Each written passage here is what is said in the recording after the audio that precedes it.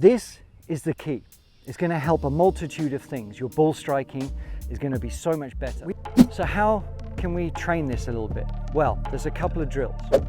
Drill number one is just taking a golf ball and making some swings, but actually throwing the ball down into the ground here, letting it release that way, okay?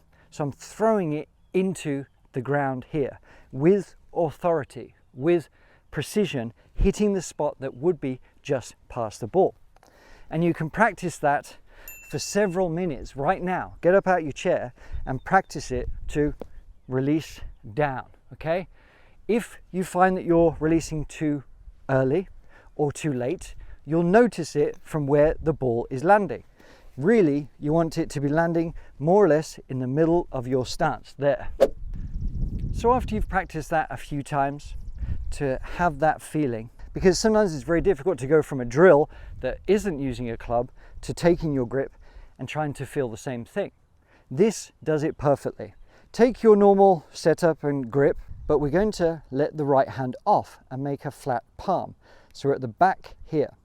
And then what we're going to do is make a swing, okay? But as we enter impact, that palm is staying through. And we make some practice swings that way. It's going to feel like you're applying pressure down and through, okay?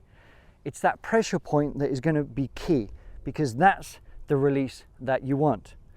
So do that for a few minutes right now. See how it feels to apply that pressure. See how the shaft is, the grip is ahead of the club head. We are applying that pressure. Here's something that you must do to get. If you do not rotate and clear yourself out the way, you are going to struggle, okay? If you do not match it and open yourself up, you are going to stall the body and still hit heavy shots, and your swing might look something a little bit like a big sort of chip shot, because you're like, well, I'm applying the pressure here, I'm getting that shaft lean, I'm releasing down and through, but my lower body has stalled. I don't have that release. It feels forced. It feels like too much effort. So what do you need to do?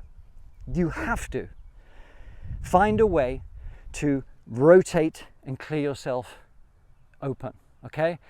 So the way we do it is we're going to feel like we are applying pressure to the lead foot to spring ourselves back here.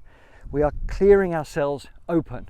If you have a bit of difficulty with that, you are going to turn the lead foot out. If you're still having difficulty to clear yourself out the way and rotate the core through, you're going to move your lead foot back a couple of inches. That is going to help you rotate and release through that way. Tiny little tweaks can make all the difference. But I'm going to show you something that is really going to ramp the quality of your strikes and swing up. This is the Precision Impact Trainer, okay? This is a great device because what it's doing is enabling you to set those wrist conditions, those angles on the way back. And hopefully you can hear those clicks. Now it is holding me into that placement. I can't over release the wrists. I can't make them go this way because it's securing me in place. If you can only move your wrist back this much, that's fine. If you can do it up to here, that's perfect. You hear those clicks.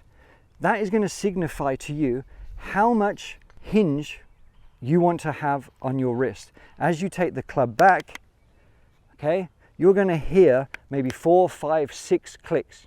Maybe DJ would have like 7 or 8. You might have 3 or 4, 2 or 3. It doesn't really matter.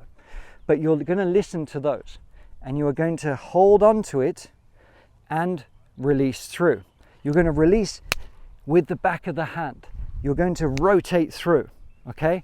It works wonderfully. And the best thing of all, you can hit shots with it.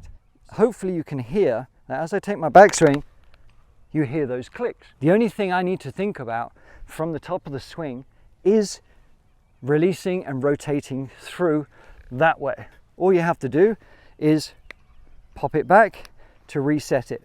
and then the takeaway will adjust.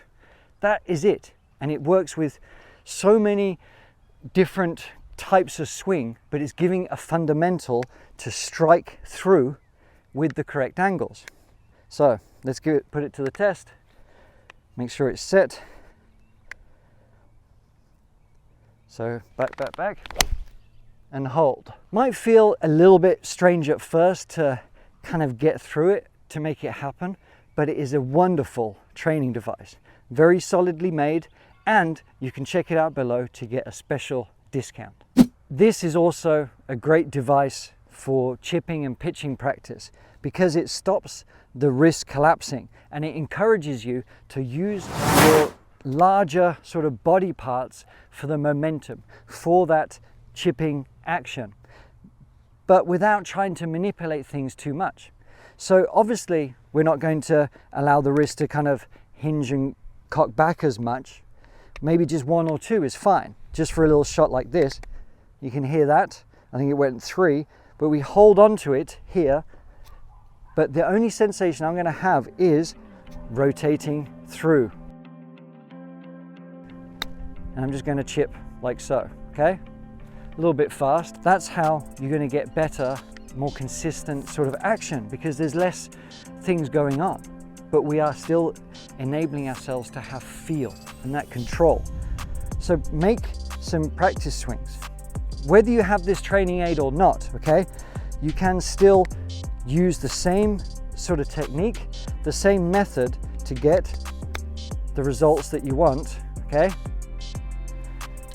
To be consistently striking your chip shots and pitch shots. And it is all about the wrist. This is a great device to help accentuate it, and you can check it out below.